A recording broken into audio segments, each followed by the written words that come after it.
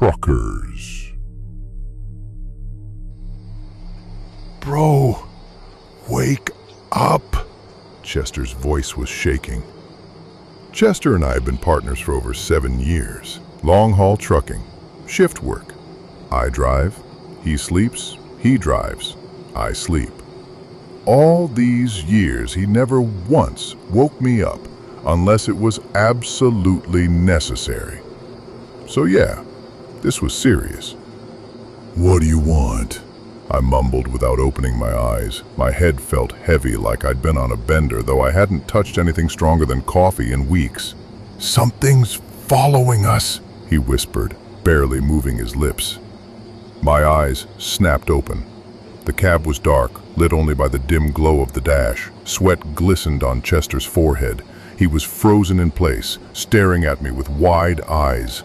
What? I asked, already getting irritated. Quiet, he hissed. Something's following us.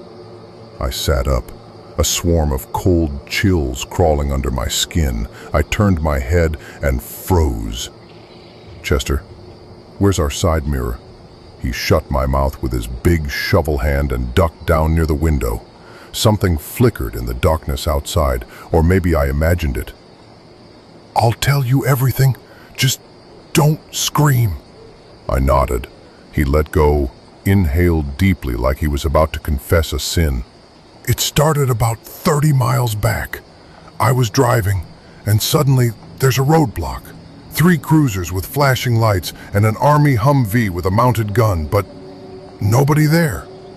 All the doors wide open, not a soul in sight, like everyone just stepped out and never came back. There weren't supposed to be any roadblocks, I cut in. Exactly. I thought maybe I took a wrong turn, got close to that military base, Stone Spear. Luckily there was room to drive around it, so I did. 10 minutes later I had to take a leak. Pulled off to the side, stepped into the trees, and check this out. He handed me his phone. Night vision footage. The camera shook. At first, just quiet. Then, listen carefully, Chester whispered. A branch snapped off camera. Then, a scream.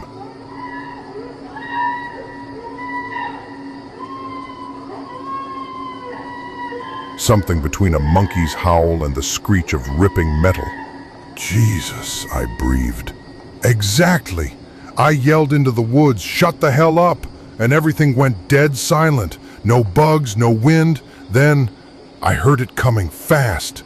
From 2 directions, ground level and from above, in the trees, like there were several of them, or like it was everywhere. I didn't wait to find out, ran back to the truck with my fly still open. He paused, listening to the night outside the window. I hit the gas, 80 on the speedo, then something flashed in the mirror, jumped from under the wheels into the forest, and bam, something landed on the roof, and then it showed up. It? That thing, it hung down from the roof, upside down like a bat, only bigger, way bigger, and it was smiling, sniffing the air through huge nostrils. My chest tightened. I knew Chester too well to doubt him. He didn't lie, ever. I slammed the brakes, it flew off the roof, and took the mirror with it. He handed me the phone again. Watch, I recorded it. On the screen, a dark forest. The headlights cut through, and then there it was. At least 7, maybe 8 feet tall. Like a massive gray ape, but wrong. Limbs too long, as if every joint had been stretched out. It stood upright. The face had no eyes, just a smooth forehead, a wide nose, and a huge, manic grin. It sniffed the air, slow, deep. Then it stepped closer. I couldn't look away until the video ended. The last few seconds were the worst. It paused, like it was listening. Then its head jerked toward the camera, and even without eyes, I knew it saw everything. "You get it, right?" Chester whispered. This ain't just some animal. It was made. I wanted to argue, say maybe it was a sick bear or some rare mutant escaped from a lab, but deep down I knew that wasn't an animal. It moved with intent. It was aware. Since we passed that checkpoint, it's been toying with us, Chester said, voice rising. I speed up, it disappears. I slow down, I hear scratching on the roof. And a couple minutes ago, he trailed off and pointed at the windshield. I followed his gaze. In the dust on the glass, scratched like with a claw, was a word. Get out. I froze. Our rig sat on the shoulder of a deserted highway, bathed in moonlight and xenon beams. Around us, forest, thick and endless. No houses, no gas stations, no other cars, just us and whatever was hunting us. We're not getting out, I said, panic pounding in my chest. Chester shook his head. You think we have a choice? He reached for his gloves, gripping his heavy wrench. I instinctively grabbed my folding knife from the door pocket. Wait, I said, a thought hitting me. You said the doors on those cars were open? Yeah. So the people got out. Something made them. Chester went even paler, if that was possible. They weren't just standing there, he whispered. It was a trap. All of them were like us. We sat in silence, feeling something massive and nameless draw near. It couldn't be measured in miles or minutes, only in the pit of your stomach, in cold sweat, in that tremor in your bones that tells you it's close. A branch cracked somewhere in the woods.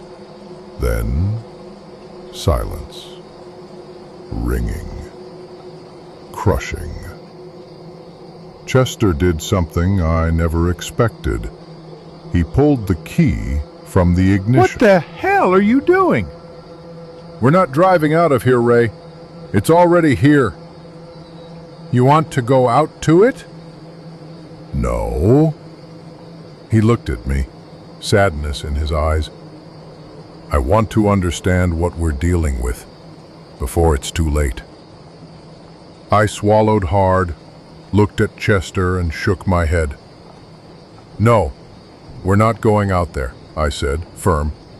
We stay in the truck. He started to argue, but I raised a hand. Listen, if this thing wanted us dead, it could have killed us 100 times already. It's playing, and I'm not going to be its toy. Chester stared at me, breathing hard, then finally nodded. He shut the door and locked it. We both sat in the cab, clutching our weapons like talismans. I pulled out my phone and dialed 911. The signal went through, but no answer. Lines jammed, I said, a chill running down my spine. Feels like this isn't just happening here. Chester nodded. You ever hear of that military base I mentioned, Stone Spear? About 10 miles from here, he asked suddenly. Used to be for nuclear tests, supposedly shut down, but folks say it never really closed, that they're doing things with genes, with animals, with people. You're serious. I looked at him. He wasn't joking. 6 years ago, I gave a ride to a retired soldier. Guy was drunk as hell, wouldn't shut up. Told me there are underground hangars deep in that base. Said one time an entire unit went in and never came out. All they heard were screams. I shivered. I wanted to believe he made it up, but then I remembered.